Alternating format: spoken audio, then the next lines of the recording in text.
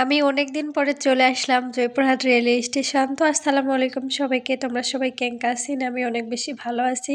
তো অনেক দিন থেকে বাহিরে কোথাও যাওয়া হয় না, বোরিং লাগতেছিল। আর বিশেষ করে রেল লাইন স্টেশনের এদিকে এই জায়গাগুলো আমার বেশি ভালো লাগে। তো আমি চলে আসলাম, এসে এই যে এখানে রেল গেটের এখানে কদবেল খাবো। তো এই জন্য দাঁড়ায় আছি, এখানে যেয়ে ভিড়।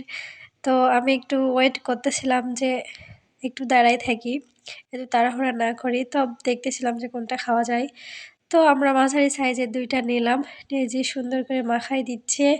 তো ভালোই লাগলো এখানকার কদবেল মাখাটা। তারপরে আমি একটু স্টেশনে চলে আসলাম। তো এই জায়গাটা আমার অনেক বেশি শরম লাগে। একটু ছবি বা ভিডিও করতে গেলে সবসময় এদিক দিয়ে মানুষ যাতায়াত করে, আমার অনেক বেশি শরম লাগে। একদম সন্ধ্যা হয়ে গেছিল, মাগরিবের আজান ওখানেই দিয়ে দিছিল। তার মধ্যে একটা ট্রেন চলে আসছে।